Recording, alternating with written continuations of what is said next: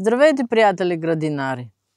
В България всички познаваме копривата, нейните свойства за здравето, също така и за градината като тор. Но познаваме ли растението черен оман? Днес искам да говоря за черният оман. Аз открих за това растение, тъй като всяка година, преди започването на сезона, изглеждам един цял сезон от моето любимо предаване "Света на градинарите" се казва, английско е предаването.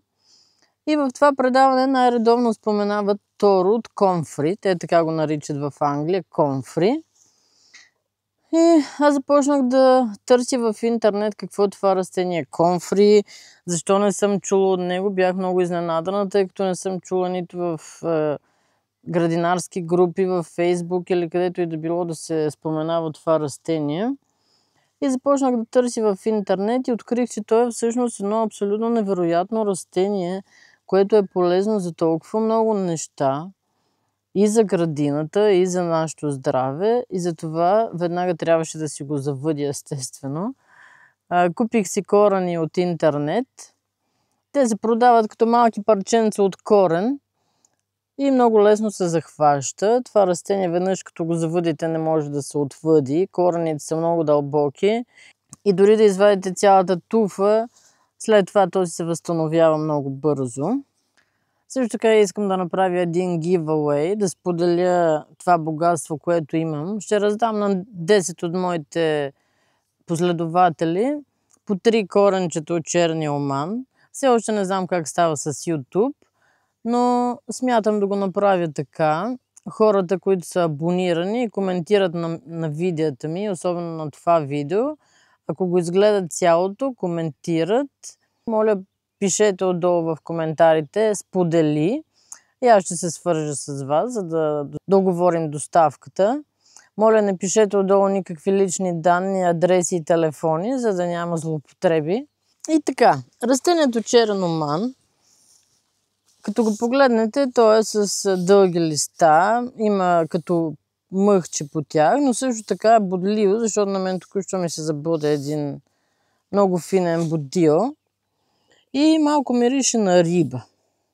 Ето още един. Малко мирише на риба. От него може да се приготвя тор по същия начин, по който си приготвяме торта от коприва, като се ферментира във вода. Слага се 1 част черен оман, 20 части вода. И тази тор става много бързо, за около 2 седмици е готова, защото листата са много финни и бързо се разграждат, се разлагат в водата. Това растение съдържа много фосфор, калий, различни минерали, тъй като корените му са много дълбоки. Той извлича от дълбините на почвата минерали, които растенията не могат да достигнат по друг начин. И затова после тази тор ги доставя на растенията ни. Той се ползва за стимулиране на цъфтежа и завърза. От начало на сезона аз започвам с използване на тор от коприва и след това, когато вече листната маса е достатъчно буйна, превключвам на тора от черен оман, за да започнат растения ми да цъфтят и да завръзват. Черният оман е полезен за всички растения в градината, за разлика от копривата. Копривата не трябва да се ползва при бобови, лук, чесън, защото съдържа много ацетон и това потиска растежа им, затова се замества с тор от комфри, черен оман.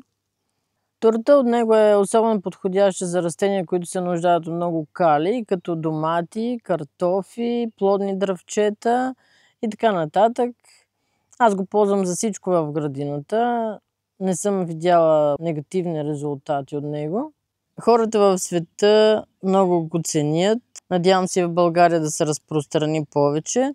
Но внимавайте с дивите растения, не дейте да си завържете от дивия черен оман, защото той е много инвазивен. Развъжда се не само чрез корени, които веднъж като се завъдят, после не може да се отвъдят, но също така се и самопосява, докато този, който аз имам и от който ще раздам коренчетата на моите последователи, семената му са стерилни, така че може да си го завъдите само където искате вие, като си сложите там коренче.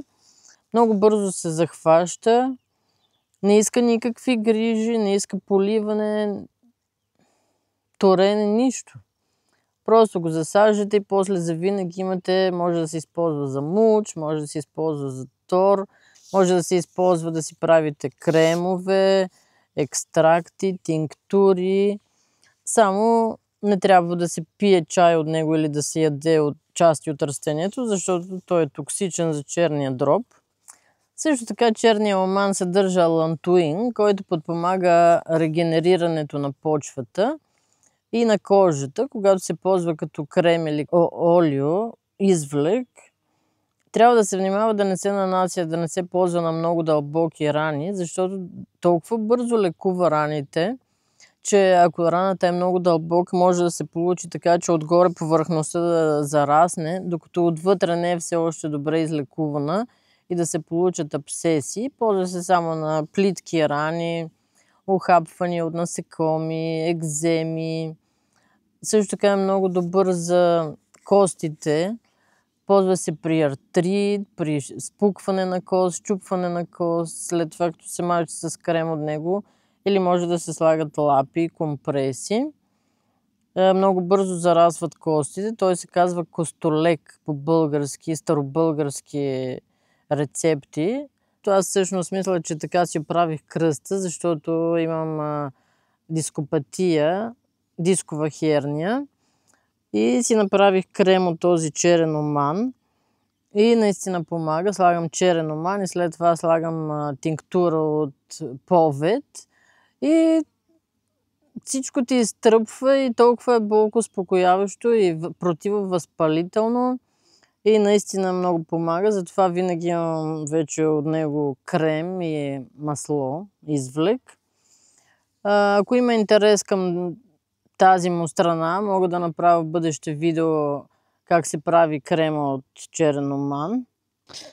Ето това е извлека, който съм си направила от черния оман. А това е торта, който ми отне по-малко от 2 седмици да направя. И сега ще започна да го използвам, за да стимулирам цъфтежа и завърза на плод на растенията ми. Аз вече работя над видео как се прави тази торт. Ще ви покажа най-вероятно другата седмица. Затова абонирайте се и следете видеята ми, моля.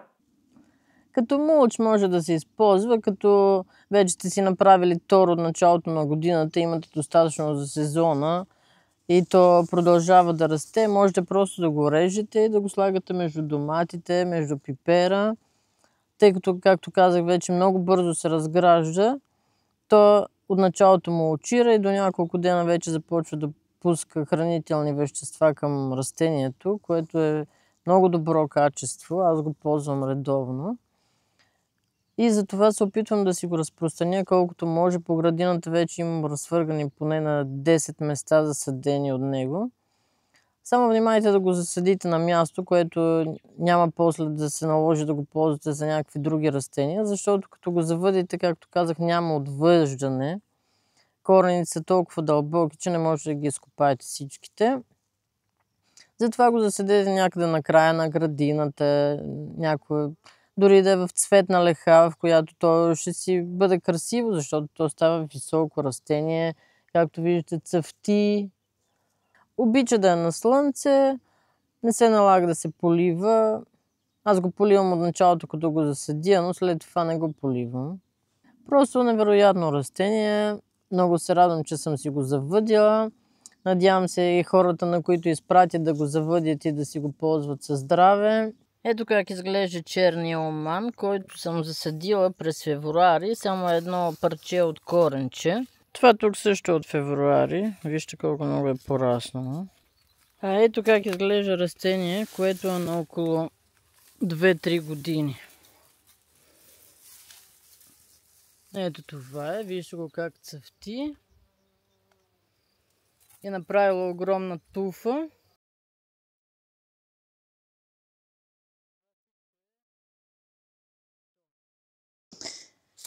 Ето я туфата, която извадих току-що. Искам да ви покажа колко много растения могат да се направят от тази една туфа. Тя е на около 3-4 години. Това ми е едно от първите растения, които си засадих. И аз не знаех, че ще стане толкова високо, затова го сложих там под крушата. И сега толкова много беше пораснало, че достига до нея и трябваше да го премахна. Но то няма да се премахне, защото със сигурност ще порасне пак другата година. Аз сега ще го разделя и в зависимост от това колко корена изкарам, ще ги раздам на моите зрители. За да можете и вие да си захванете и да видите каква тор се прави от това растение. Не е само, че е много добра билка, както вече казах, но и перфектен тор за всички растения в градината ми.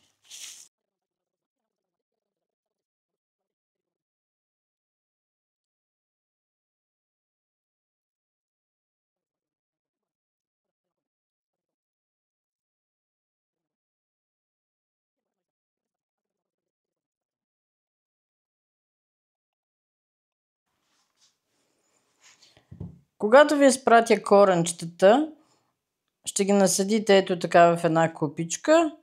Леко се покриват с почва. Ето така по легато. Поливат се. Да не е прекалено много, просто да има влага. И се увиват с фолио.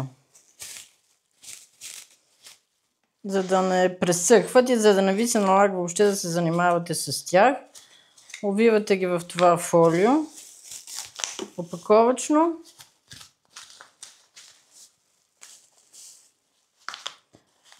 И правите дупки отгоре. За да може да диша поне малко.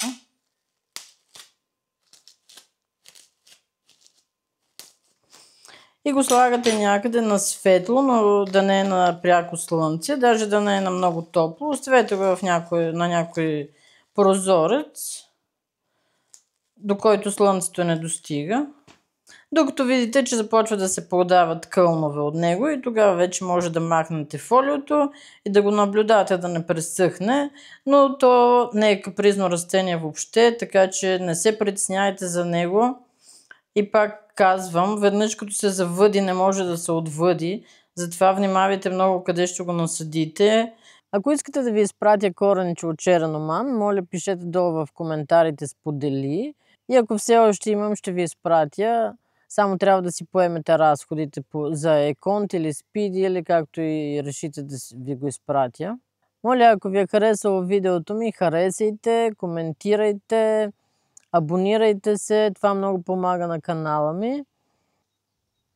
И това е, до нови срещи. Чао!